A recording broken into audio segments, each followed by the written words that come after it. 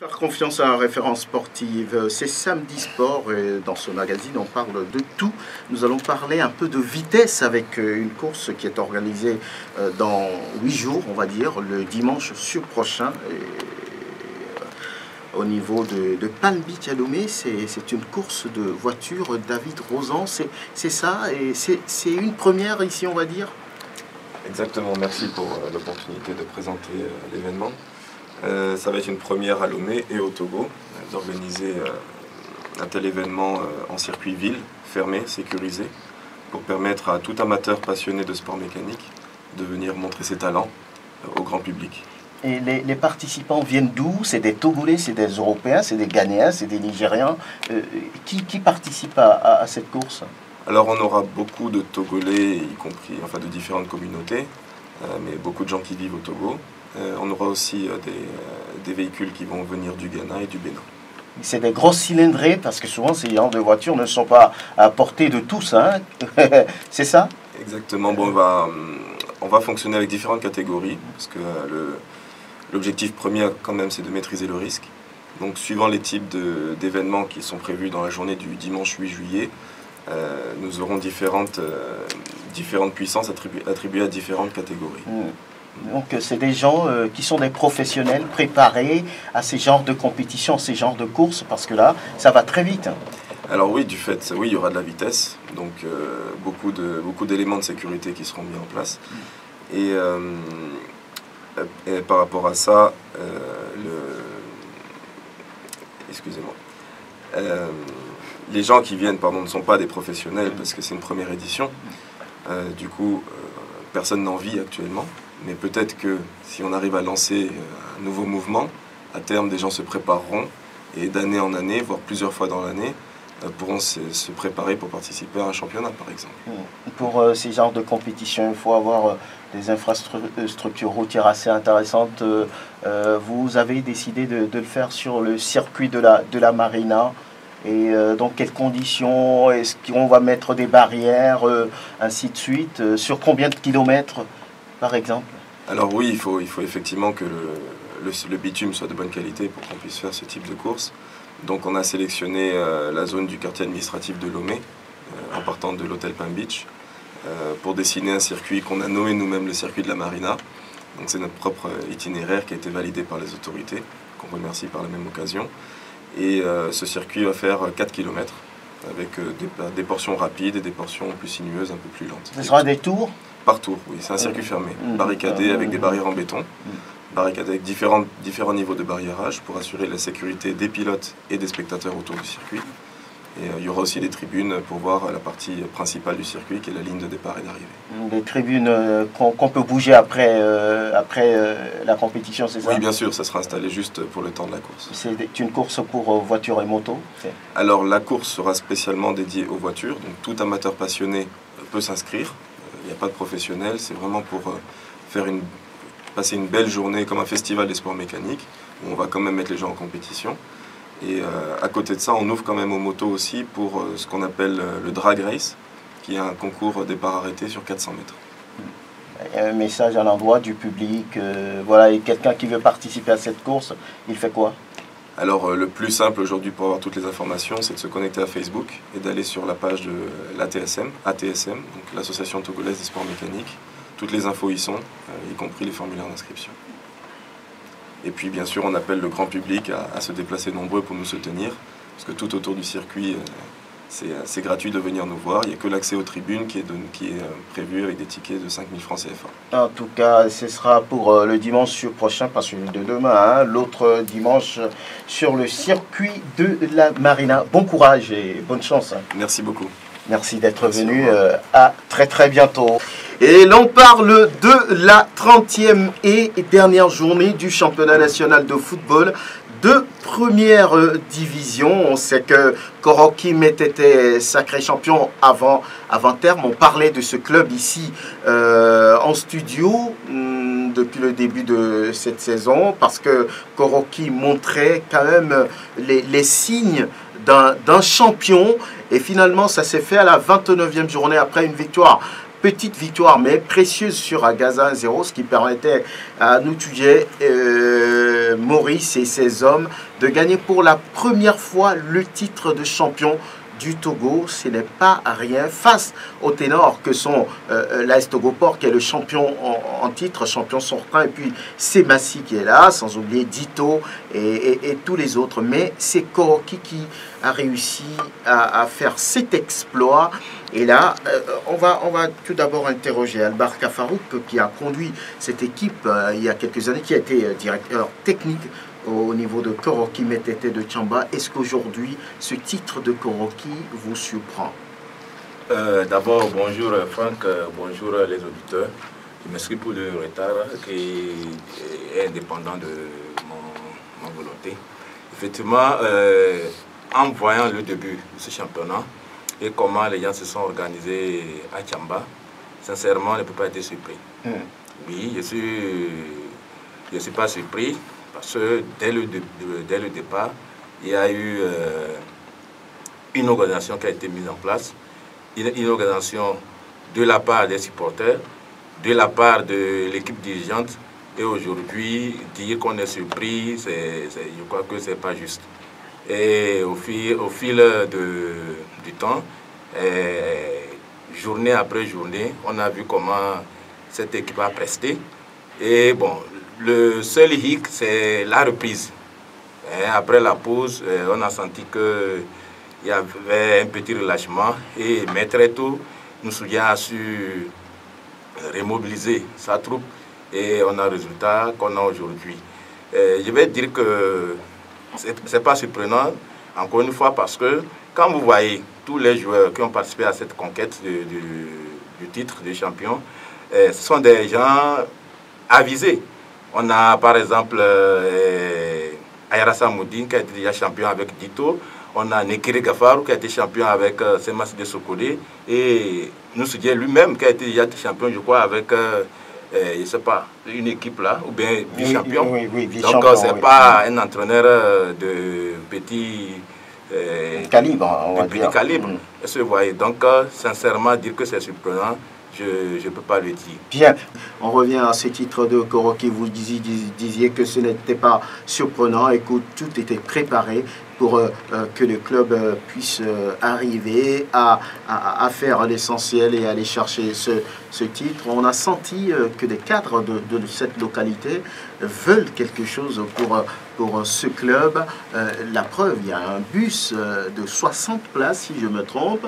Il y a des dirigeants qui sont autour du club. C'est en fait une nouvelle organisation. D'abord, il faut dire merci à Amna Tispina, qui, dès son arrivée aux affaires, a essayé de donner un visage plus moderne, bon, tout au moins traditionnel à l'équipe, en créant un logo pour le club, en essayant de lui trouver des moyens matériels plus disponibles. Les chaussures n'étaient plus un problème pour les joueurs, les maillots, tout ça là. Et enfin, il a pu amener un but sur l'équipe. Donc aujourd'hui, ça serait très difficile pour quelqu'un qui arrive à la tête de cette équipe-là de faire moins. Donc voilà ce qui est arrivé avec M. Agberet. Il a vu qu'il est arrivé, il y a quelqu'un qui a fait un très bon travail. Donc il fallait améliorer et vu ses moyens, automatiquement, il s'est mis au travail. Et aujourd'hui, on a le résultat qu'on a aujourd'hui. Voilà ce que moi je peux dire dans ce sens. Donc une organisation et des joueurs motivés peut-être. Les joueurs sont très motivés. On leur donne que M. Agberet, quand même, c'est quelqu'un, il n'est pas très nanti, mais quand même, il a un moyen financier, c'est ce qui manque le moins. Et vous voyez, donc il est toujours à l'écoute des joueurs, il est à l'écoute des entraîneurs. Quand un joueur a un besoin, tout de suite, on lui fait appel et puis il répond. Et aujourd'hui, Dieu merci, Dieu nous a récompensés pour cette façon de faire. Mohamed Touré, aujourd'hui, lorsqu'on parle de Koroki, champion du Togo à l'issue de la saison 2017-2018, c'était prévisible? Oui, c'était prévisible. Dès le début du championnat, nous tous, on l'avait souhaité. Seulement, on avait mis des doutes en disant que si Koroki va être champion, alors il n'a qu'à changer les attitudes qui s'étaient passées la saison passée. Donc je vois que cette année, le messager s'est bien passé. Et surtout, au niveau des dirigeants, comme Albaka vient de le dire, franchement, il faut saluer le jeune président qui est à la tête. C'est pourquoi il faut que les gens comprennent qu'il ne faut pas être seulement directeur ou bien il ne faut pas être ministre, il ne faut pas être colonel pour dire qu'on dirige une institution. Ce jeune, on était ici une fois avec lui, quelqu'un qui avait créé sa propre fédération, je pense, la fédération hippique. Au niveau pour la course des chevaux. Donc déjà, on sent quelqu'un qui veut développer le sport, quelqu'un qui a l'envie de faire quelque chose, de laisser vraiment des traces. Donc le résultat est là. On a vu le recrutement que Koroki a fait. Koroki n'a pas léger sur les moyens. S'il faut voir, c'est rien que des joueurs qui ont déjà l'expérience en première division. Donc je pense que c'est ce que les gens doivent comprendre, que le football, ce n'est pas à peu près. Quand on veut un résultat, il faut mettre les moyens. Il ne faut pas se dire qu'on est dirigeant. Pour d'autres, on est dirigeant parce que c'est tel club a le nom, je vais être le dirigeant, tel club, je vais être le président. Non, c'est pas ça. Vous êtes là pour servir le foot, alors il faut servir le foot. Sinon, pour Koroki, c'est bien mérité. La fois passée, j'étais le seul ici à ne pas douter qu'il serait sacrifié de la 29e journée. J'avais dit qu'il n'y avait pas de match entre Koroki et Agaza, même si le match a été dur afin qu'il marque. Ça s'est fait. Koroki, félicitations à tous les pays. Fortuné Yao, vous connaissez bien ce club. Vous connaissez bien ce club pour l'avoir dirigé, on va dire. Alors, aujourd'hui, l'objectif est atteint. Champion du Togo pour la première fois. Oui, champion du Togo pour la première fois. Je pense que ça se faisait voir déjà dès l'entame de la saison. En ayant gagné Gomido déjà, je pense que les hommes de Moussoudien, Maurice avait déjà mis la barre haute en gagnant Gomido. Maintenant, vous voyez, quand vous regardez le parcours de l'homme, partout où il est passé, même quand il avait une petite équipe, à Lavier, il a eu à faire de bonnes choses. À Dapaon, il a été plusieurs fois 3e, 4e, avec une équipe qui n'a pas assez de moyens. Donc je me dis que aujourd'hui, s'il est champion, je pense que c'est chose méritée. Puisque quand vous regardez peut-être 3 ou 4 saisons en arrière, les rangs que Koroki a occupés, ils ont été aussi 4e, ils ont été 3e, ils ont gagné la coupe. Donc ça a été une constance avec cette équipe. Et Moussoudien étant venu, il a mis son impact. Moi, je le connais personnellement parce que je le côtoie, c'est un ami. Et connaissant sa rigueur et sa manière de pouvoir bien faire les choses, la chance la sourit et puis il est champion aujourd'hui. Je me dis c'est mérité. C'est mérité aussi pour les dirigeants qui n'ont pas aussi lésigné sur les moyens. Ils ont vraiment cherché l'homme qu'il fallait, ils ont mis les moyens, ils ont été à l'écoute de l'entraîneur, du staff et voilà, ils sont champions aujourd'hui. Je me dis que c'est mérité. Et encore, je pourrais encore dire que le plus facile a été fait. Maintenant, c'est le plus difficile qui revient. La Champions League africaine, il va falloir vraiment une grande mobilisation. On va y revenir. On va y revenir. Aristide, vous, lorsque vous voyez un peu cette équipe de Tchamba, Koroki, Metete, qui gagne à la fin le titre de champion, il y a 2 ans, cette équipe a gagné la Coupe de l'Indépendance. Est-ce que c'était déjà un signe que lançait quand on voyait cette équipe? Aujourd'hui, avec Maurice Notudien, on sait qu'avant, c'était Aïkoro à la roue qui a fait du bon boulot également. Notudien et Maurice qui vient conclure et pour donner le titre à cette équipe, c'est mérité. Écoutez, Franck Nouniama, dans un championnat amateur comme le nôtre, il y a de la place de champion pour tout le monde. Koroki Metete de Tchamba est un exemple. De la même façon, il y a la place de club relégué pour tout le monde.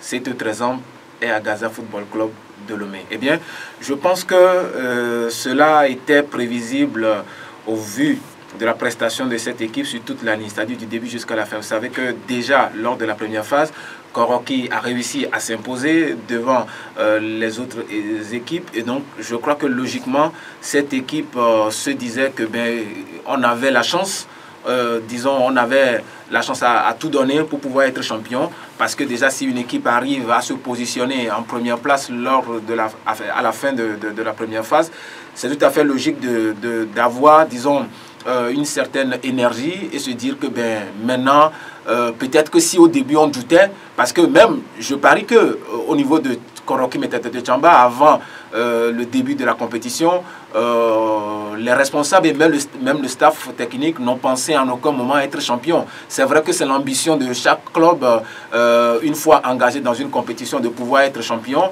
Mais vous savez, Koroki, qui a déjà fait la pluie le beau temps dans le parcours donc, de notre championnat, peut-être ne s'est pas dit qu'on avait, où il avait les moyens. Ce club, justement, a trouvé une énergie, du moins, pendant le championnat, simplement parce qu'il s'est dit, oui, si aujourd'hui on est arrivé à battre une équipe de l'SOTR qui a également des joueurs de grosse qualité, si par exemple on est arrivé à s'imposer devant des équipes qui sont les plus huppées donc, tout au long de ce championnat, c'est dire quand même qu'on avait les moyens de faire quelque chose.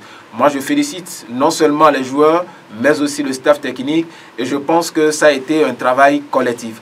Vous savez, le football, avant même d'être individuel, le football est un jeu collectif. C'est pour ça que j'ai souvent l'habitude de dire que dans le naufrage collectif, le sauvetage individuel est illusoire. Ça veut dire que le président peut avoir les moyens, mais s'il n'y a pas eu, disons, une certaine contribution de la part des autres, ça veut dire qu'on sera toujours dans ce naufrage. Si les joueurs avaient cette capacité, n'est-ce pas, d'être des joueurs de qualité pour pouvoir rivaliser avec les autres joueurs des autres clubs et qu'il n'y a pas les moyens financiers qui puissent accompagner, ça veut dire qu'on sera toujours dans ce naufrage collectif. Je félicite donc nos amis de Tchamba parce que vous savez, il y a de cela quelques années, en termes de discipline collective, c'était quelque chose qui était difficile à retrouver au niveau de Tchamba. Aujourd'hui, c'est une discipline collective. Quand vous prenez l'équipe, c'est une équipe qui n'a pas provoqué tout au long de la saison. Rappelez-vous, il y a de cela quelques années, à Tchamba, quand il y avait des matchs, même les arbitres avaient peur. Tchamba, Anié ou certaines localités comme Badou, quand les arbitres étaient désignés, c'était la peur au ventre. Mais aujourd'hui, l'équipe a su gagner en confiance et a su rassurer les uns les autres que à Tchamba, ce n'est pas, disons, un camp pour la mort, mais c'est un camp de football. À Tchamba, évidemment, c'est le football qui circule et je crois que non seulement pour ça, il faudrait quand même les féliciter. Mais au-delà de ça, le président est là. Mais il y a également certains cadres derrière. Peut-être que beaucoup ne le savent pas. Il y a des cadres qui sont peut-être responsables de beaucoup de sociétés dans notre pays et même des sociétés d'État qui sont derrière cette équipe, qui ont aidé dans l'ombre cette équipe à être aujourd'hui à ce niveau. Donc je crois que c'est un travail collectif. Oui. Oui. C'est pour abonder un peu dans le sens de M. Covidien, dans certaines dimensions, pour dire qu'effectivement, c'est le niveau amateur de ce championnat-là qui aussi a été une source de motivation. Il a dit, bon, c'est pour relativiser un peu ce qui s'est passé. Parce que quand on voit qu'au début, on a pu battre les cadors, Gomido, Dito, comment on dit ça, Azotr, déjà on se dit que, donc c'est possible. Quelque chose est possible. Donc voilà, effectivement, comme l'a dit Covidien, c'est aussi ce niveau amateur, ce niveau un peu moins, ce niveau moins relevé du championnat aussi, qui fait que, bon, tout le monde peut avoir sa chance. Voilà. Une chose est d'avoir le titre, maintenant la suite, quelqu'un a parlé de Ligue des Champions, il faut se préparer, il faut réorganiser l'équipe, et chasser l'à peu près, c'est ça qui va s'agir. C'est le grand défi. Bon, je ne sais pas aujourd'hui ce que les dirigeants du club ont dans leur tête, mais quand on voit l'expérience du grand ACOTR, ou bien de la grande ACOTR, il y a de quoi avoir un peu d'appréhension. Donc j'espère que les dirigeants de Koroki vont s'inspirer des difficultés que ACOTR a eu tout récemment, Astogopor, pardon, a eu tout récemment, et remédier et faire bonne figure dans cette compétition internationale qui nous attend. Oui, Mohamed Touré. Oui, c'est ce que les autres viennent de dire. L'essentiel, c'est d'abord le titre, mais le plus dur reste à venir. Aujourd'hui, quand on prend tous les clubs togolais, aucun club ne remplit les conditions pour jouer la compétition africaine. Donc c'est à la plus près. C'est pourquoi souvent ils ont l'habitude de dire qu'ils vont l'apprentissage. Mais est-ce que cet apprentissage va continuer jusqu'à quand cela va s'arrêter? C'est ça. Donc aujourd'hui, les faits sont là. Donc il revient aux dirigeants de Koroki de savoir le titre, qu'est-ce que cela va nous servir? Est-ce que ce titre, on aura encore une qualification deuxième tour, en phase de poule comme l'Astogopol l'a fait?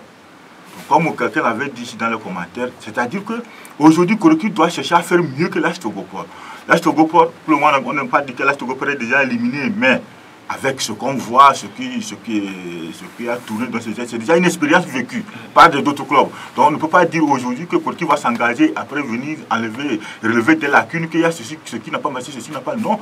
Donc des petites organisations, des à côté, ils doivent apprendre à parler de l'AS Togoport et voir l'expérience.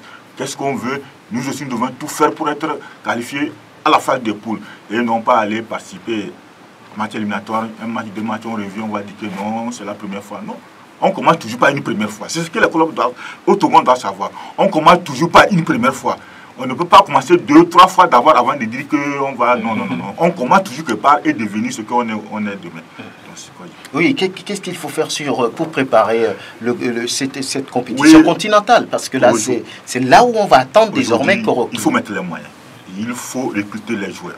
Sur le plan africain, des joueurs qui ont l'esprit compétitif. Des joueurs, ce n'est pas des joueurs de deuxième classe ou de troisième classe, les joueurs africains qui ont de l'expérience. Au Ghana, il y a des clubs. Il ne faut pas aller dans un quartier de Ghana, voir un frère qui est là-bas, prendre un joueur. Non, il faut aller dans des clubs comme au Togo aussi, il y a des joueurs, des bons joueurs dans nos championnats. Chercher à étoffer l'effectif. Il ne faut pas trop étoffer l'effectif. Il a dit que l'effectif, il faut le changer carrément. Non. Aujourd'hui, c'est parce qu'on n'a pas l'expérience, on n'a pas le niveau.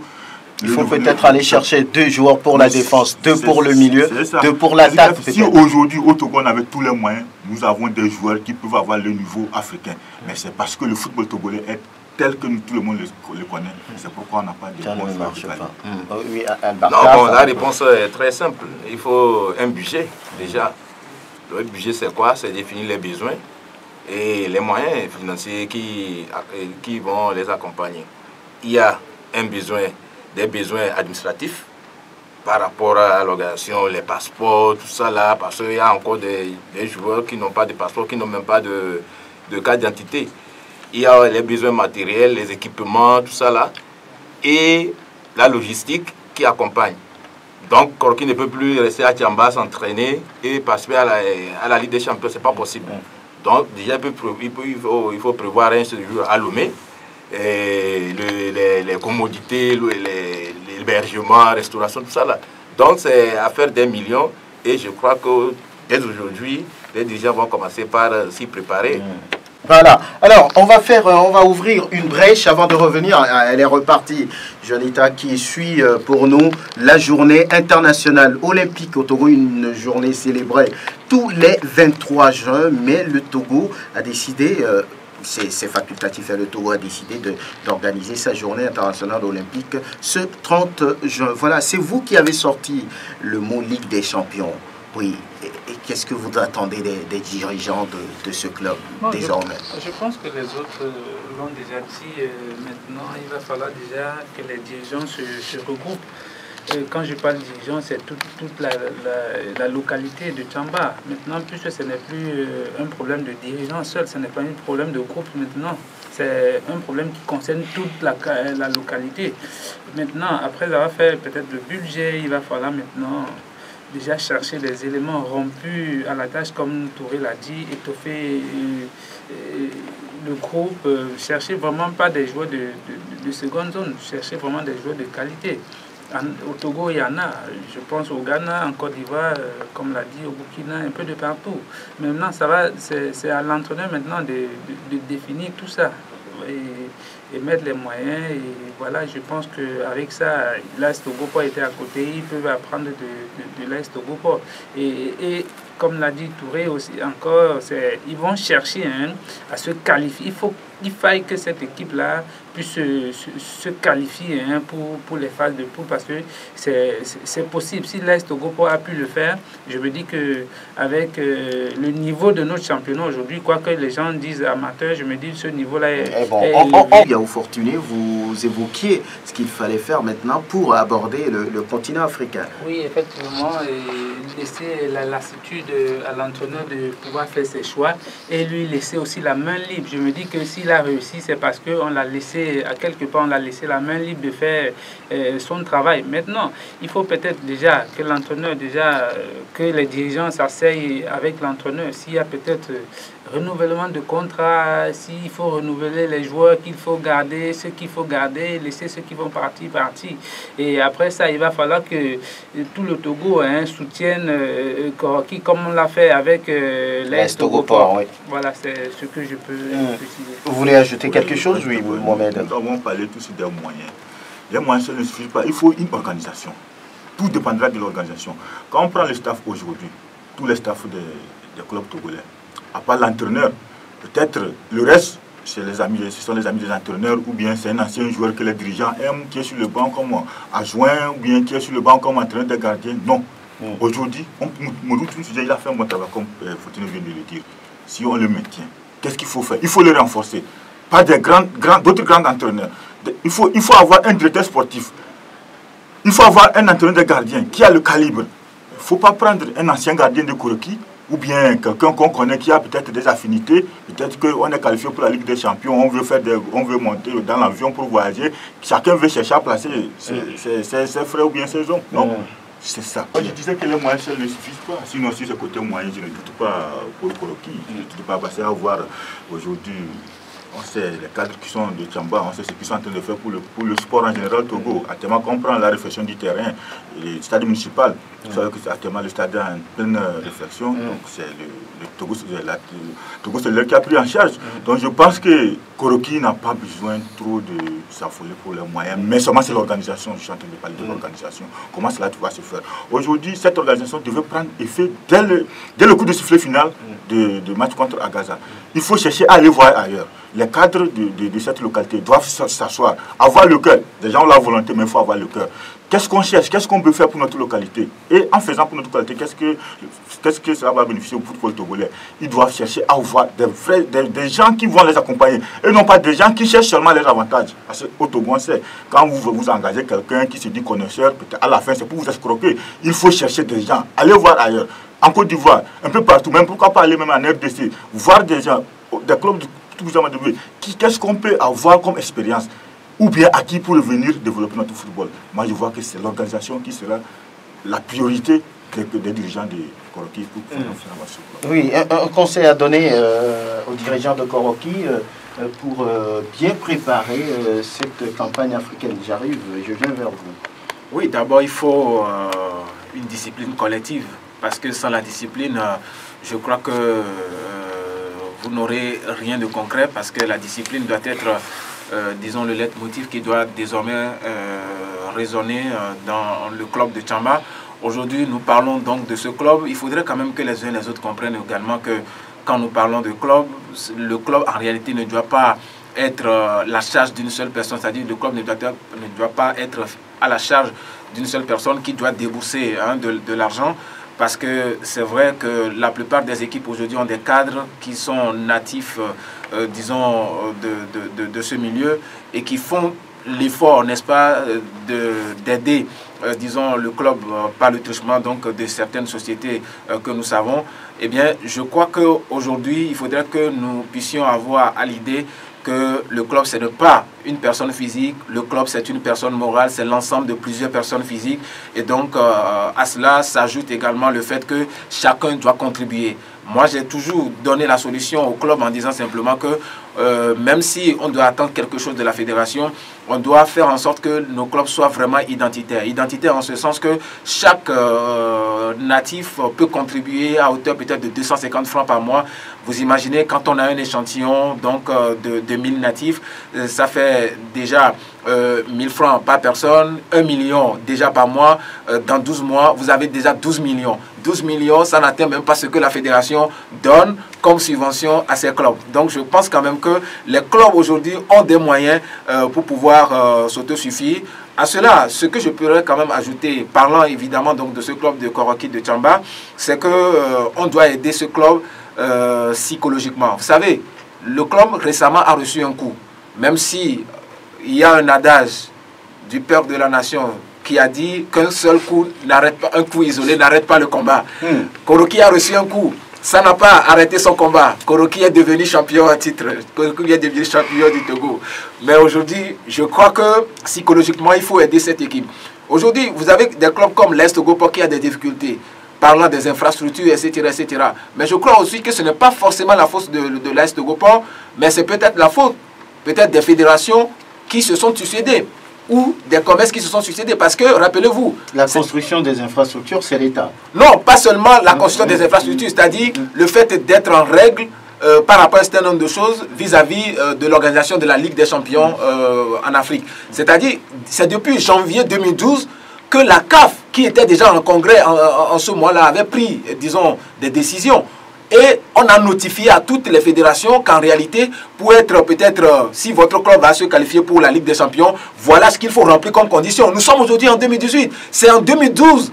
Et certains pays comme la Côte d'Ivoire, certains pays comme le Cameroun ou encore le Nigeria avaient déjà commencé quelque chose. Mais ici, on était là, disons, à se quereller. On était là peut-être à chercher le fauteuil donc, du président de la fédération. On a oublié qu'entre-temps, lorsqu'il y avait le comité de normalisation, la CAF avait notifié quelque chose en disant simplement que les clubs vont être en reste. Ça veut dire qu'arrivé à un certain moment, on n'avait plus l'ambition même d'être sur le continent. Aujourd'hui, Koroki est là. Je crois que la fédération doit aider Koroki en ce sens, en attirant d'ores et déjà l'attention des responsables sur ce qu'il faut faire pour être en règle vis-à-vis de cette Ligue africaine des champions. Ok, oui, il y a Fortuné. Vous voulez ajouter encore quelque chose? Oui, je voulais tout simplement ajouter au niveau de l'encadrement technique, parce que si Moussoudian doit être reconduit, il va falloir qu'on lui laisse la main libre de pouvoir chercher avec qui il doit travailler, pas l'imposer, comme l'a dit Touré tout à l'heure, peut-être l'imposer à un ancien joueur. Est-ce qu'il a dit qu'il faut lui imposer Non, il a dit tout simplement, il ne faut pas qu'on cherche... peut-être un ancien joueur, parce qu'il a été ancien joueur, on le nomme comme peut-être le coach adjoint. Il va falloir qu'on amène quelqu'un qui puisse apporter à Moussoudian quelque chose. Parce que le plus souvent, quand vous êtes entraîneur principal, c'est souvent votre assistant qui est là, qui vous fait le match. Et tout cela est mis au profit de l'entraîneur principal. Voilà, donc il faut un bon adjoint pour lui. Pour lui, il faut un préparateur physique. Donc, parce que ici au Togo, on sait que l'entraîneur, il est en même temps l'entraîneur de gardien, il est en même temps l'entraîneur technique, il est en même temps l'entraîneur préparateur, il est en même temps le préparateur physique. Or, ça il fait tout. Il fait tout. Donc, il va falloir que Koroki essaie au moins de tendre vers le semi-professionnalisme en mettant vraiment, en donnant l'attitude à l'entraîneur Moussoudian de pouvoir venir avec son staff. Oui, Kafaro. Je voulais dire quelque chose que Mohamed Touré a déjà dit et qui est important. Il faut être vigilant. Parce que c'est le moment où des vautours vont rôder autour de l'équipe. Les prophètes, des faux prophètes, il faut faire attention. Il ne faut pas accepter tout le monde autour de l'équipe. S'il le faut même, tous ceux qui ont fait le travail jusqu'à présent, qu'on les laisse travailler jusqu'au bout. Par contre, je suis un peu contre ce que le coach avait dit par rapport au recrutement. C'est un moment et une occasion aussi de mettre en vitrine les jeunes Togolais. S'il y a un bon encadrement et que tout se passe bien, une bonne organisation, comme l'a dit Mohamed, les jeunes Togolais peuvent faire l'affaire pour la Champions League. Pourquoi aller chercher des Ivoiriens ou bien des Ghanéens? On a vu l'année des Kolo Touré, la génération Kolo Touré pour ASEC Mimosa. Mais c'était des petits, des jeunes de 17 ans, 18 ans qui ont mené la vie dure à Espérance de Tunis. Aujourd'hui, ils sont où? On a vu ce que les Kolo Touré, la génération de Kolo Touré a fourni pour l'Afrique. Mêmement, je voulais dire et répondre un peu à M. Koevidien pour dire que moi, je suis un peu réservé. Quand on demande aux gens de cotiser pour l'équipe, c'est ça aussi qui amène des fois les violences. Les gens se disent que on nous a demandé de cotiser, on a cotisé et voilà aujourd'hui. Mais quel doit être le rôle des supporters finalement s'ils ne participent pas? En Afrique, on n'a pas le système des socios comme dans d'autres pays. Donc si carrément on veut que des gens participent, là il faut créer un cadre, une structure. On sait que voilà des actionnaires de l'équipe.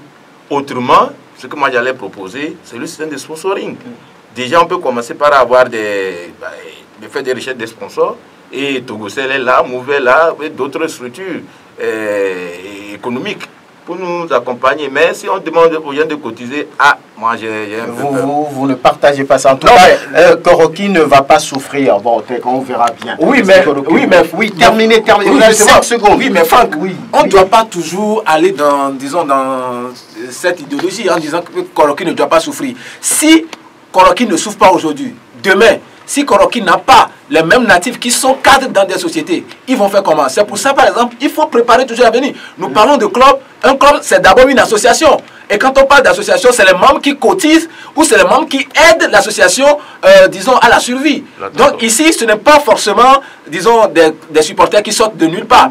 D'ailleurs, quand vous prenez sur le plan il y a des groupes organisés de supporters, c'est ça? Non, ici, on n'a pas besoin forcément de groupes organisés. Je parle des natifs. Oui, c'est-à-dire, quand moi, par exemple, je suis originaire... Les natifs, il faut les organiser aussi. Oui, non, mais en quelque sorte, quand vous parlez de groupe organisé, peut-être que vous parlez d'un groupe de supporters organisés. Oui. Je ne parle pas forcément de ça. Oui. Mais par exemple, je peux dire, oui, Mohamed, vous êtes de Tchamba, Fortuné, vous êtes de Tchamba, etc., vous êtes de Tchamba. Bon, nous voulons aider notre club à avoir, par exemple, un véhicule.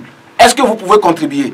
Donc, là, c'est délicat. Ça aussi, il faut organiser tout ça. Oui, mais on ne se lève pas pour il faut toujours prendre l'initiative. Ouais. Je vais encore vous donner un exemple. Quand vous prenez un peu sur le plan médiatique au niveau de la sous-région ouest africaine, aujourd'hui, tout le monde vend le mérite de la Côte d'Ivoire en disant que oui, les Ivoiriens ont fait ci, les Ivoiriens ont fait un, tout le monde se félicite donc de l'effort des Ivoiriens. Mais posez-vous la question, comment ils sont arrivés à ce niveau? Quand par exemple, vous voyez, tout le monde dit, ben écoutez, il y a des émissions sportives très belles sur la télévision ivoirienne, etc., tout le monde se réjouit. Posez-vous la question, c'est les Ivoiriens qui contribuent. Chaque fin du mois, les Ivoiriens payent en moyenne 1500 et 2000 francs comme redevance. Et là, par exemple, c'est-à-dire à cette télévision. Et donc, la télévision a une obligation de résultat vis-à-vis de ses citoyens. Et elle est tenue de faire du bon travail. En ce sens, quand vous prenez un club, par exemple, qui sait que, bon, disons, la charge ne repose pas sur un seul président, parce que lorsque le président n'est plus financièrement en bonne santé, c'est que le club tombe. C'est ce qu'on doit éviter. Il ne faut pas qu'on dise aujourd'hui que oui, on a peut-être Mohamed qui est patron d'une société, qui aide aujourd'hui l'équipe. Demain, si Mohamed n'est plus financièrement en bonne santé, le club fera comment? On se le demande. Oui, on va terminer. Je voulais tout simplement dire à Baka Farou que je ne dis pas de changer, je n'ai pas dit de changer ceux qui ont fait le travail. Mais maintenant, j'ai dit de plutôt ajuster, parce qu'il y a des joueurs d'expérience. Et Koroki, aujourd'hui, ils ne vont pas me dire qu'ils ont des joueurs capables de pouvoir faire la compétition. Ne reste que passer ce premier tour. C'est de ça dont je vous parlez. Bien. Je rappelle aux auditeurs qu'à partir de 11h30, on va jouer avec Tion, on va dire l'opérateur de carburant qui nous accompagne dans cette Coupe du Monde, et puis FNB and Foods. Et puis on joue naturellement avec Boulgour. À partir de 11h30, vous aurez les questions. Oui, et on va parler maintenant de la 30e journée qui a lieu cet après-midi. Il y avait eu un match hier déjà avec la victoire de l'AS Togoport, champion sortant, qui a perdu son titre d'ailleurs. Victoire de l'AS Togoport sur ASCO 2-0. Pour la suite de ce calendrier de la 30e et dernière journée de la D1 nationale, on joue cet après-midi à Gaza Gomido, au stade de la Jeunesse Club d'Agouek, Bikenti Unisport à Takpamé. À Otoé, ce sera le match entre l'AS OTR et Espoir Football Club. Dapaon, Fouadan reçoit Maranatha. Karab, ASK, Kotoko, Sokode, Semassi, Ange. Thievier, Dito, Koroki pour effectivement remettre le trophée de champion au club de Tchamba. On a comme l'impression que cette 30e journée n'a plus rien à donner. Le titre est déjà acquis. Voilà, c'est au bas de tableau qu'on se bat et on risque là aussi d'être déçu. Par exemple, Unisport et Espoir qui comptent sur un faux pas de Fouadan et dans leur camp une victoire, ça risque d'être, on va dire, une journée inutile pour ces clubs-là. Une journée inutile mais très dangereuse. Oui, en tout cas, Aristide avait anticipé les choses ici en parlant d'Agaza qui est relégué, mais j'ai dit non. Au Togo, on parle seulement du champion. Pour moi, on parle seulement du champion. On doit attendre la nouvelle saison démarrer d'abord avant de voir s'il y a vous pensez encore à la ça c'est encore possible. Ici, on était au studio, ici, il y avait un dirigeant d'Agaza qui avait appelé que lui, qu'Agaza ne serait pas en deuxième division. Oui. Alors, lui, on a posé la question, il comptait sur quoi? Donc, alors que vu les résultats, il a juré, donc on attend voir. Et puis surtout, avec ce qui se passe, ce n'est pas le seul match de Togo qui a été programmé hier. il y avait d'autres rencontres qui, à la dernière minute, ont été reportées sur aujourd'hui, avec des réunions de gauche à droite. Franchement, soyons prudents. Qu'est-ce que vous pensez soyons de ça? prudents. Qu'est-ce qui explique ce cafouillage? Franchement, cela dit quoi? Ça, je ne veux pas l'expliquer. Sincèrement, je ne peux pas. Le mot manque pour expliquer ce cafouillage. Tout d'abord, quand on prend le calendrier, les 2 dernières journées, la fois passée, on a manqué de matchs à Lomé. Tous les clubs de Lomé étaient en déplacement. Voilà que cette journée, en principe, tous les 4 clubs de Lomé doivent recevoir à Lomé aussi. Vous voyez? Ça, c'est un ça. Maintenant, quand il y a des clubs qui se disent qu'ils ne font pas descendre en deuxième division, aujourd'hui, on a vu, avec des reports, il y a d'autres clubs qui ont jugé à ce que leur match soit reporté. Pourquoi? Est-ce que c'est les clubs qui opposent à la fédération, mais c'est la fédération qui établit son chronogramme? Vous voyez? Donc, moi, franchement, pour la dernière journée, pour les descentes, j'attends d'abord la saison prochaine commencer pour voir s'il y a vraiment relégation. On ira à un championnat à 16 désormais, c'est possible, à 18. C'est possible. J'avais dit ici qu'on risque ici, jusqu'à la fin du mandat de cette fédération, le premier mandat, d'aller à 20 clubs. Ah bon? Oui, c'est un risque. Donc, peut-être qu'ils doivent se ressaisir. Nous, on ne dit que ce qu'on a constaté. Et on ne peut pas inventer quelque chose pour dire, c'est les faits qui nous permettent de dire ce que nous voyons. Albert Kafarouk, oui, une journée, bon, on va dire, importante pour certains clubs, comme Fouadan qui a envie de se maintenir après le match contre Maranatha. Espoir, qui a également un espoir, parce qu'une victoire pour les hommes de Atchonglo et une défaite de Fouadan permettait peut-être à ce club du Zio de se maintenir. Même chose pour, on va dire, Unisport qui tente quelque chose, mais on a comme l'impression que ça va être une journée inutile pour ces 2 clubs. Bon, pas inutile parce que c'est prévu pour le championnat. Oui, puisque ces clubs luttent contre la relégation. Eh bon, mais rien n'est sûr, je crois que la s'ils gagnent. pour beaucoup de clubs du bas du tableau. Par exemple, Agaza, Kotoko, même Unisport, je crois. Oui, Unisport, c'est pas totalement fait, mais ça se fait. En tout cas, pour moi, je vois mal Unisport et Espoir remonter, parce qu'il faudra aussi a l'avantage des points. Donc, effectivement, c'est une journée un peu moche. Mais quand même, il y a une deuxième place à attribuer, je crois. Oui, il y a une deuxième place. Ça se joue entre Semassi. Oui. Il y a de la lutte entre Semassi de Sokodé et Gomido de Balimé. Donc, c'est là où il y a un peu d'enjeu.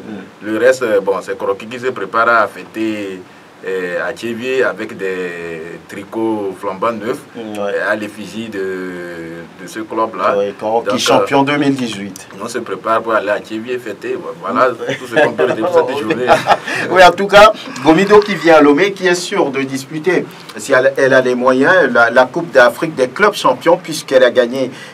Semassi qui se bat également peut-être pour être, on va dire, deuxième à l'issue de ce championnat. Oui, Mohamed. Oui, pour la deuxième place, moi je vois même qu'il n'y a pas match là-bas. Il n'y a pas compétition. Gomido sera deuxième. Puisque Semassi a arrêté sa deuxième place la fois passée. Aujourd'hui, Agaza, pratiquement, même s'il gagne, il ne peut pas espérer quelque chose, à part les à côté. Donc Gomido ne peut pas aussi laisser cette... Parce que Gomido visait le triplé. Gomido visait le triplé. Et Gomido ne peut pas venir se laisser battre par Agaza la dernière journée. Or, les résultats de Semassi, rien n'est sûr aussi que Semassi peut gagner. Parce que psychologiquement, Semassi va mal. Il faut qu'on le dise et je ne vois pas... C'est Ange qui est en face. Oui, c'est Ange qui est en face, mais Semassi, avec Ange, ce n'est pas une petite équipe. Semassi, souvent, toujours fait la différence difficilement avec devant Ange Sokodé, mais à Notier, on voit les résultats de Semassi. Donc, ça veut dire que Semassi n'est pas favori devant Ange de Notier.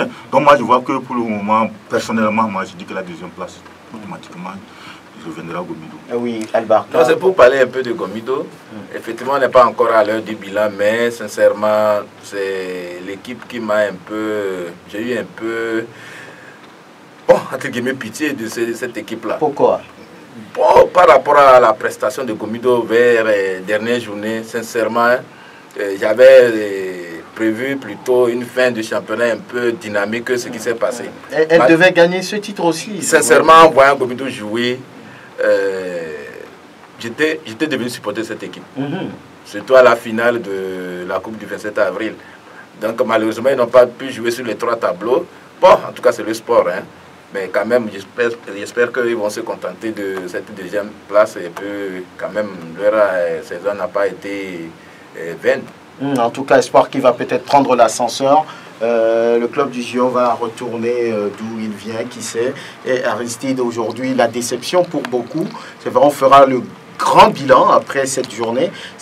Pour certains, c'est à Gaza. On ne peut pas comprendre qu'à Gaza, qui a été sauvé de justesse la saison dernière, n'ait pu corriger son jeu pour se maintenir en première division, et le club qui descend encore. On compte sur quoi? Sur un autre apaisement? En tout cas, bon, on n'ira pas très vite en besogne pour le dire parce que rien n'est encore sûr, surtout que nous ne sommes pas... À quel niveau? Non, du côté de la fédération. Ah oui. Tout peut encore arriver. Oui. Oui. Mais vous savez, les gens ont raison aujourd'hui d'être pessimistes parce que compte tenu de tout ce qu'on a vécu de par le passé, avec les combines dans des conditions pas possibles, ou parfois même on ne s'attendait pas, même les gens sont arrivés finalement à se rendre à la présidente de la République pour pouvoir, disons, discuter du football. Donc ça veut dire que aujourd'hui on peut pas être optimiste en disant simplement que bon, tout va se dérouler dans de très bonnes conditions. Je suis d'accord avec ceux-là qui sont Saint-Thomas et qui attendent de voir, mais je suis également convaincu que oui, avec beaucoup plus de regrets, que ce club d'Agaza a été l'une des grosses déceptions tout au long de ce championnat. On a compris finalement que cette équipe n'était pas prête pour la première division. C'est vrai. Oui, parce que quand vous prenez également l'effectif d'Agaza aujourd'hui, on a l'impression que c'est un effectif qui est très bon pour la deuxième division et non pour la première division. C'est une équipe, vous l'avez vu lors du tournoi Sport FM avec les Vidianani et autres, Ismaël Agoro, qui quand même sont sortis du lot pour pouvoir produire beau football. Mais d'abord, tactiquement et psychologiquement, c'est une équipe qui s'apprêtait à jouer la deuxième division et a fait le recrutement en conséquence. Mais bon, quelle n'a pas été notre surprise de voir cette équipe en première division. Donc je crois que aujourd'hui, en ce qui concerne cette équipe d'Agaza, on ne va pas peut-être, même si on va regretter, on n'est pas probablement prêt à verser des larmes. Ceux qui vont pleurer sont à n'en point douter ceux-là qui ont tout fait pour que Agaza puisse revenir en première division. Est-ce que ça vous étonne, ce parcours des Verts de Tokoin? Non, tout le monde l'a reconnu ici. Agaza n'était pas, par rapport à l'organisation, autour de l'équipe, par rapport aux joueurs que Agaza avait cette année, sincèrement, Agaza était bien fait pour jouer la deuxième division. Qu'est-ce qui peut expliquer ça, cette nonchalance de pouvoir changer les choses? Ce que moi j'ai compris, c'est la mauvaise volonté des dirigeants, sincèrement. Donc moi j'ai appris qu'entre les dirigeants ça ne va pas, il y a des dirigeants qui sont contre l'équipe, d'autres qui sont là, qui luttent pour que l'équipe aille mieux. Il semble que certains, quand ils ont été renvoyés, n'ont jamais été d'accord, et puis peut-être ils prient pour que le club tombe. C'est africain, c'est togolais. C'est ça. Il y a ça partout. Les gens sont de mauvaise foi, vous faites des mauvais résultats, on vous dit, bon, laissez la place à d'autres pour essayer, et vous devenez les ennemis de l'équipe. C'est dommage, je crois que les mentalités doivent évoluer pour que le football en Afrique et au Togo en particulier puisse évoluer. Mohamed Touré, qu'est-ce qui peut expliquer ça? Les Verts de Tokoin, sauvés de justesse la saison dernière et qui replongent encore une fois. L'adage qui dit à chacun sa place. Agaza nous l'a prouvé. C'est ça. Oui, Agaza, franchement, je ne vois pas pourquoi les gens, l'année passée, s'étaient mobilisés, s'étaient musclés, les gens ont passé pas des tunnels ou bien je sais quoi dire pour maintenir Agaza. Ils sont où aujourd'hui? Je l'avais toujours déploré ici. Franchement, voir Agaza en deuxième division, moi, me fait vraiment mal. Bien sûr, je suis supporter de ces massifs. Mais quand Agaza en première division, c'est pourquoi je souhaite même que le club Flantier revienne. Parce que ces noms comme ça en première division donnent une autre vision pour le football togolais. On était ici, il y a un dirigeant qui a appelé, oui, parce que Kegbalo avant même Kegbalo, oui. Un jour, un dirigeant, un ancien président d'Agaza avait appelé pour menacer, ou bien pour parler mal de Renat ici, le doyen Renat. On voit tous ces dirigeants, ces juges, tous ces colonels, tous ces directeurs, qui, si aujourd'hui il y a problème, vont sortir à Gaza, à Gaza, à Gaza. Ils sont où? C'est ce que je me pose chaque temps la question. Les gens, tes cadres, ceux qui se réclament de Gaza, ceux qui se réclament de tout coin, ils sont où aujourd'hui? Franchement, je ne sais pas quel mot il faut employer pour que les gens vont dire peut-être qu'on les a insultés ou bien les a même. Franchement, c'est malheureux pour le football togolais. À Gaza, en principe, s'il faut parler des cadres, le club qui a plus de cadres au Togo, c'est à Gaza. Ils sont où ces cadres? Mais ils veulent quoi pour le football? Est-ce que c'est une question de cadre ou oui, aujourd'hui, il faut une organisation. Aujourd'hui, si aujourd'hui vous prenez, vous êtes ici, si votre tête ne plaît pas peut-être à certaines personnes qui entourent votre président fondateur, ah, Franck, il est comme ça. Il invite les gens qui viennent parler mal de lui, il faut le sauter là-bas. C'est comme ça. Aujourd'hui, peut-être que les gens ont de la volonté. L'exemple de Koroki en est un. Koroki, aujourd'hui, le jeune qui a pris la fait c'est quelqu'un qui beaucoup de gens ne le connaissent pas parce qu'il n'est pas directeur, il n'est rien, c'est quelqu'un qui se débrouille, qui fait ses affaires. Mais pourtant, il y a des colonels, il y a des généraux, il y a des directeurs de société à Tamba. Mais on l'a laissé, on a donné l'opportunité de travailler, il l'a fait. Est-ce que ça peut se passer au niveau de la Gaza? Ouais, pourquoi pas? Non, si ça laissait passer, ça devait se passer. Au moins ceux qui étaient là, ceux qui ont été là comme des bureaux, qui après tout ont abandonné, ceux qui sont là, ceux qui ont conduit aujourd'hui à Gaza. Mais ceux qui sont là disent qu'on veut des présidents, quelqu'un qui peut prendre l'équipe, mais on n'en trouve pas. Bon, maintenant celui qui est là, si vraiment c'est ça, celui qui est là, soutenons-le pour aller au bout et on va essayer d'organiser. Mais vous voulez ça, comment vous allez le trouver? Il faut vous organiser, il faut être autour de ce club, savoir ce qui se passe. Il ne faut pas être à côté, dans nos bureaux, dans nos voitures, dans les chambres, ou bien à la plage pour dire qu'on veut un président qui peut être... Non, tout dépend de la mentalité. Chacun doit avoir une mentalité correcte. Dire qu'à Gaza, franchement, c'est dommage. Non, mais écoutez, Franck Bignama, un président de club ne se vend pas au grand marché. Quand un président de club, on le trouve à l'issue d'un congrès. On cherche, on ne trouve pas. Eh bien, comment on peut dire qu'on le cherche? Allez au congrès. Est-ce que vous êtes allé au congrès, vous ne l'avez pas trouvé?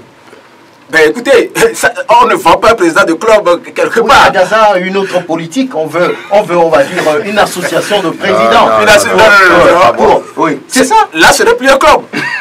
C'est un associé. Oui, c'est ce qu'ils veulent faire. Mais ils n'ont qu'à le faire. Ils ne veulent pas que le club se repose sur une seule personne. Donc on veut beaucoup de volontaires ou bien de gens qui peuvent venir. Et dans l'ordre normal des choses, la meilleure solution, c'est qu'on aille au congrès. C'est fini. C'est clair. C'est le congrès. Oui, allez au congrès et puis c'est fini. Si c'est ça qu'ils veulent, il faut aller au congrès, sincèrement. C'est fini. Ils n'ont pas trouvé ceux qui doivent aller au congrès. Ben, c'est ce que je dis. Ceux qui doivent aller au congrès ne sont pas au marché, ne sont pas également dans les tribunes. Ils sont où?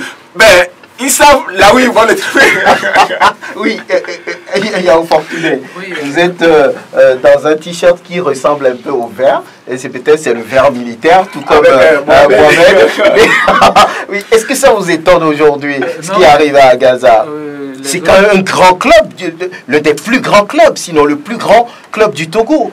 Oui, les autres l'ont déjà dit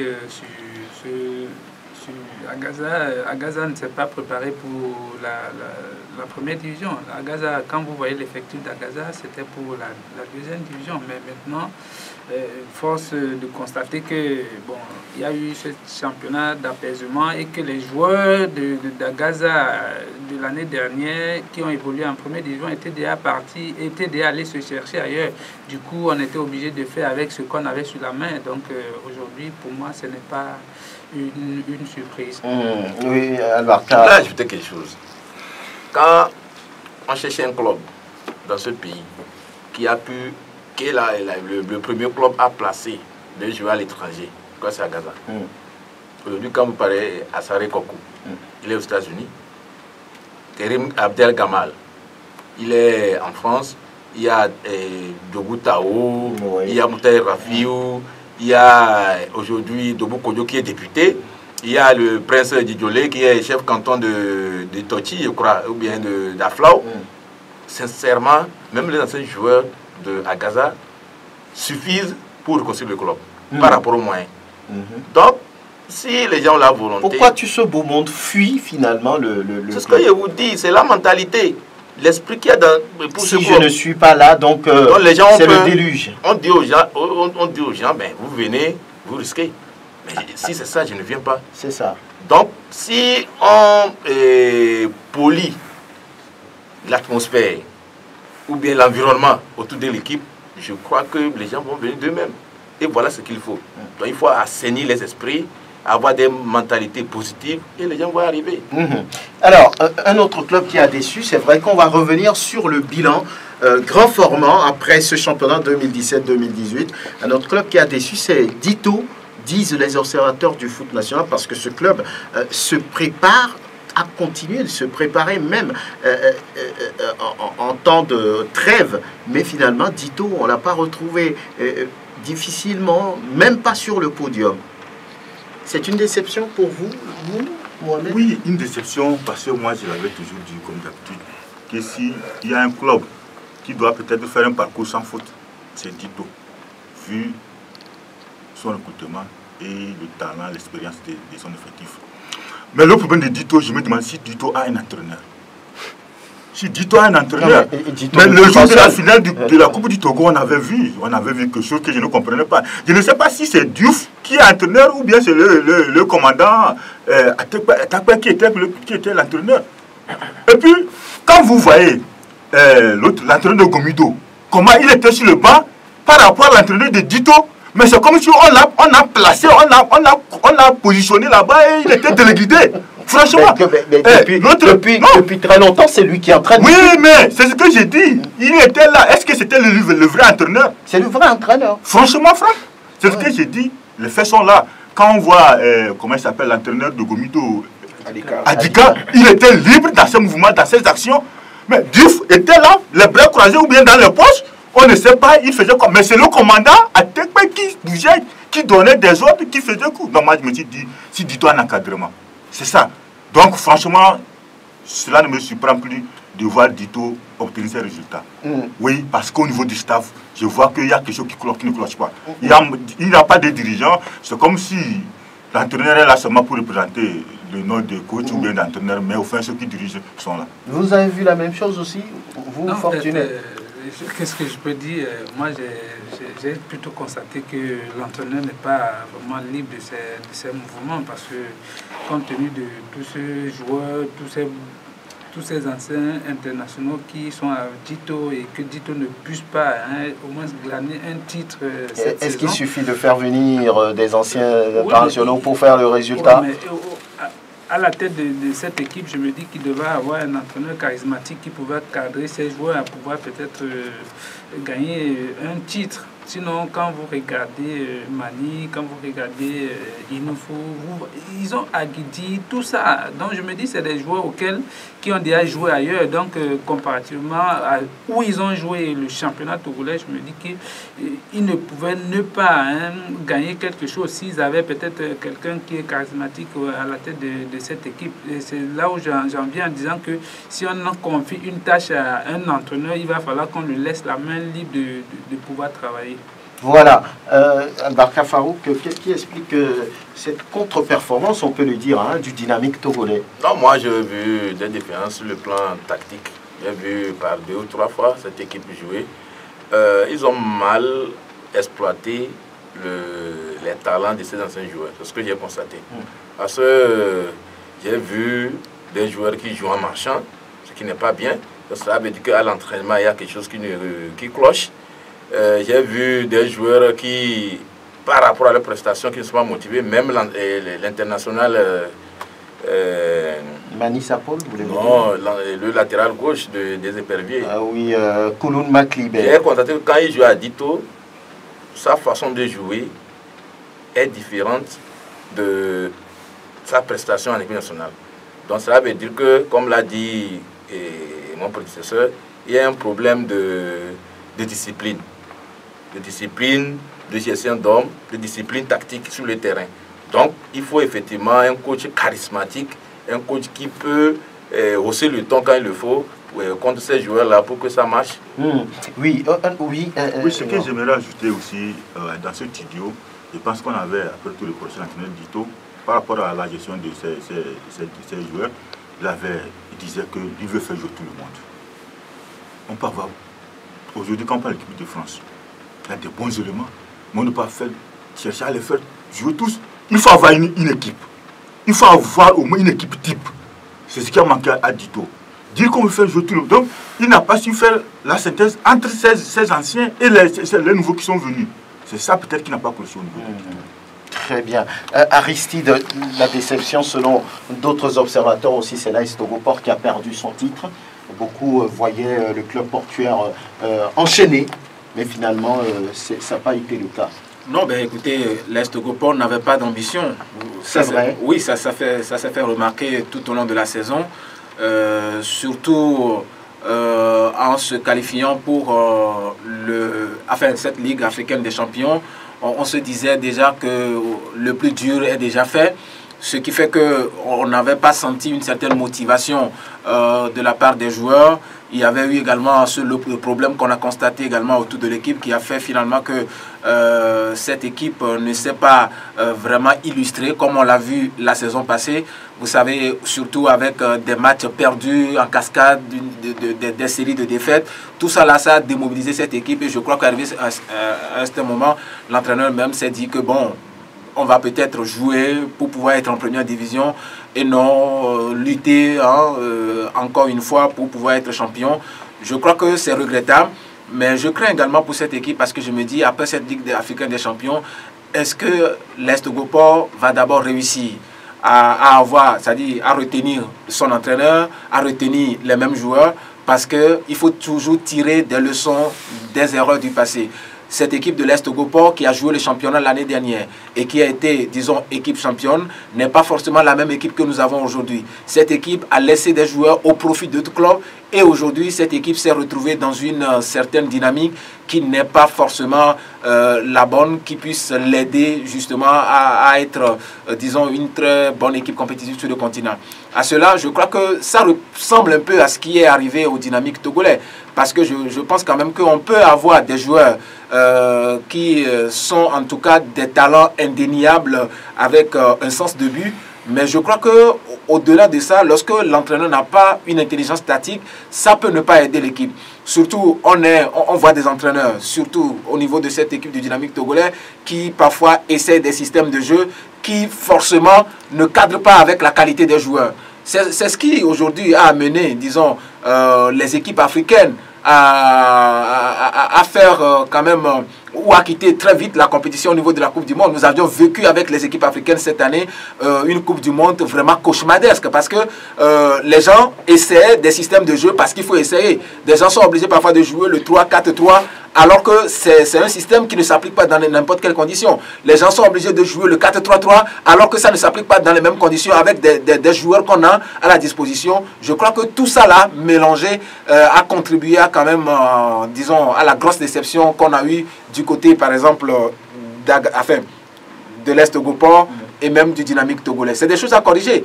Aujourd'hui, il faut reculer pour mieux sauter. Pour mieux sauter. Voilà, l'AS Togoport a perdu son titre. Hein. C'était prévisible. Oui, c'était prévisible. Comme Astrid l'a dit, l'AS Togoport n'a pas d'ambition. Un club champion qui joue encore le championnat et qui manque d'effectifs. Vous voyez, si je me rappelle, quand ils étaient partis au Soudan, Aïvi avait voyagé avec une équipe qui n'avait pas un banc bien rempli. Il avait dit. Je crois qu'ils étaient partis avec 15 joueurs. Pour un club champion d'un pays. Mais ce n'est pas possible. Mais c'est ce que nous sommes en train de constater.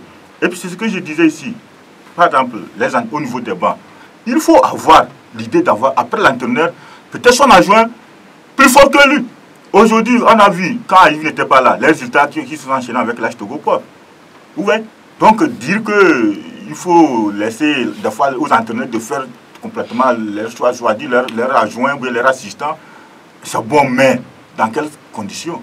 Aujourd'hui, moi, je vois que, à part Aïvi sur le banc aussi, c'est vide. Vous voyez? C'est ça, il faut... Qu'est-ce qu'on cherche? Le football, ce n'est pas seulement un seul homme. Dire que je suis entraîneur aujourd'hui, si l'entraîneur n'est pas là, le club est en panne. Non?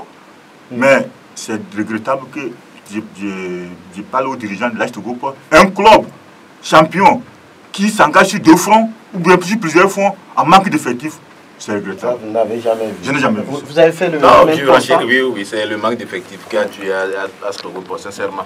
Parce qu'il n'est pas donné à n'importe qui de jouer la Champions League et du jour au lendemain voyager sur Dapan ou bien sur Kara avec les conditions qu'on connaît. Donc, à part les défenseurs, les gardiens qui puissent enchaîner les matchs de cette façon-là, il faudrait une équipe B qui puisse assurer les secondes tâches. Ce n'est pas de gaieté du cœur qu'en Europe, vous voyez que pour les coupes, les clubs laissent ça aux équipes, aux joueurs à l'équipe B. Donc c'est pour gérer l'effectif. Et effectivement, cet effectif a cruellement fait défaut à Stogopor. Malheureusement, on constate ce qu'on a pu constater jusqu'à présent. C'est exact ça. Oui, on n'a pas eu d'ambition ou voilà. Bon, je me dis qu'au niveau de l'AS Stogopor, ils se sont beaucoup plus focalisés sur la Champions League. Ils se sont dit, bon voilà, c'est ce que nous cherchons, on va mettre tous les moyens là. Et puis en oubliant qu'il fallait défendre aussi leur titre. Donc c'est vraiment regrettable pour cette équipe qui, on va dire, regorge énormément des moyens. Beaucoup étaient chauds pour Semassi cette année. Hein, et finalement, voilà, les supporters des guerriers doivent patienter. Oui, mais je crois que psychologiquement, les joueurs de Semassi, la plupart du temps, étaient diminués. Parce que vous savez, Semassi devrait en principe jouer la Coupe continentale. Semassi a fait les recrutements en conséquence. Certains joueurs ont déserté leur club pour jouer ou pour rallier Semassi parce que Semassi devait jouer, par exemple, la Coupe des Confédérations africaines. De la Confédération africaine. De la Confédération. Voilà, la Coupe de la Confédération africaine, la Coupe CAF. Oui. Donc, vous savez, certains joueurs sont finalement allés à Semassi parce qu'ils avaient pour ambition aussi de jouer sur le continent. Ça a été une grosse déception parce que finalement, Semassi ne s'est pas engagé. Au-delà de ça, je crois qu'au niveau du staff technique, j'ai l'impression, je peux me tromper, j'ai l'impression qu'il y a un problème entre l'entraîneur, peut-être ses agents ou peut-être les dirigeants du club. Parce qu'arrivé à un certain moment, j'ai vu quand même que Semassi qu'on a vu la dernière fois lors de la Super Coupe du Togo, face à l'AS Stogopor, avec une certaine détermination, avec Nouroudine Yakoubou, qui était vraiment, disons, un gardien, qui était d'ailleurs le meilleur gardien de la saison passée, qui avait, disons, des reflets pas possibles, ne puisse pas se retrouver dans la même dynamique tout au long de ce championnat. Entre-temps, il y a eu des erreurs au niveau de ce club, mais je crois que Semassi, en réalité, avait une véritable armada offensive pour pouvoir faire douter ou pour pouvoir inquiéter les adversaires. Semassi, je pense que au-delà de ce qui s'est passé, parce que les supporters, vous savez, eux ils sont là, ils veulent rien que le football, ils veulent la victoire, ils veulent voir leur équipe produire du beau jeu sur le terrain. Je crois qu'à ce niveau, l'entraîneur aussi a hésité un tout petit peu du fait que cette histoire de carême, il a brandi comme trophée de guerre, alors qu'il y avait des joueurs qui étaient mobilisés pour mouiller le maillot. Ça, par exemple, ça peut être un sentiment de déstabilisation pour les joueurs. Parce que les joueurs, eux, ils viennent pour pouvoir mouiller le maillot. Mais l'entraîneur qui dit, bon, nous sommes en carême, bon, les joueurs n'auront pas forcément la force, etc. Ça peut déstabiliser les joueurs. Est-ce que ce n'est pas une façon de communiquer? Non, je ne crois pas. Parce que si c'est l'entraîneur qui le dit, les joueurs peuvent justifier après leur... mes femmes passent là en disant que bon, l'entraîneur même reconnaît. D'ailleurs, avant cette Coupe du Monde, vous vous rappelez que la Tunisie, qui était également une équipe composée en majeure partie des joueurs de confession musulmane, a déjà trouvé une formule. Parce qu'il faut rompre le jeûne. Arrivé à un certain moment, ils ont trouvé la formule, le gardien qui simule des blessures et qui permet à ses joueurs d'aller manger et d'aller boire. Là, par exemple, dans d'autres clubs comme l'Égypte ou dans d'autres nations, le Maroc, etc., on avait pourtant des joueurs. On ne va pas dire que oui, l'Égypte a perdu parce que les joueurs n'avaient pas de force pour aller à la Coupe du Monde parce qu'ils étaient en carême. Je crois que aujourd'hui, au niveau de Oloufade Andekami, je ne sais pas s'il va être toujours entraîneur de Semassi, mais je crois que le plus tôt serait le mieux. Moi, à sa place, je vais peut-être démissionner et laisser la chance à d'autres personnes de pouvoir conduire le club. Parce que des fois aussi, lorsque vous êtes dans une certaine longévité, ça amène... Il n'a fait que 2 saisons. Oui, il n'a fait que 2 saisons, mais 2 c'est déjà bon. Ah, très bien. 2 c'est déjà bon. Vous voulez ajouter quelque chose avant de passer à seulement c'est pour confirmer ce qu'il dit, qu'il doute, il ne doute pas, c'est une réalité. Au niveau du staff, ça ne cloche pas entre Oloufade et son adjoint. À part ça, entre Oloufade et les dirigeants des supporters, ça ne va pas. Semassi, c'est tout un tas de problèmes. Mais le problème, c'est que quoi? on nous trompe à Semassi. Semassi joue pour le maintien. Semassi ne vise pas le titre. Semassi ne vise pas le titre. Semassi a peur de sortir champion et s'engager. Franchement, à cause des moyens financiers. Il faut qu'on se le dise. Semassi, la saison passée, nous témoignons à cause de ça. Donc, dire que Semassi a des ambitions pour le titre. Vous le trouvez? Non, ça c'est bien. Alors, on vous rappelle le calendrier. Cet après-midi, la 30e et dernière journée, la suite, puisqu'il y avait eu un match hier entre l'AS Togoport et Asco, victoire des Portuaires 2-0. Et cet après-midi, en direct naturellement sur la référence sportive, vous aurez les matchs entre Agaza et Gomido au stade de la Jeunesse Club d'Agoé. Atakpame verra disputer... verra jouer avec Bikenti et Unisport. À Otoé, AS OTR Espoir. Dapan, Fouadan, Maranata. Kara, ASK, Kotoko, Sokode, Semassi, Ange. Et puis Thievier, Dito, Koroki, Metete de Tchamba, le champion en titre. C'est des matchs que vous suivrez en direct sur la référence sportive. Voilà d'ailleurs pourquoi vous n'aurez pas le premier match des huitièmes de finale de la Coupe du Monde entre la France et l'Argentine. Et nous vous retrouverons naturellement le soir pour la suite de ces huitièmes de finale. Et ce sera entre le Portugal et l'Uruguay à partir de 18h.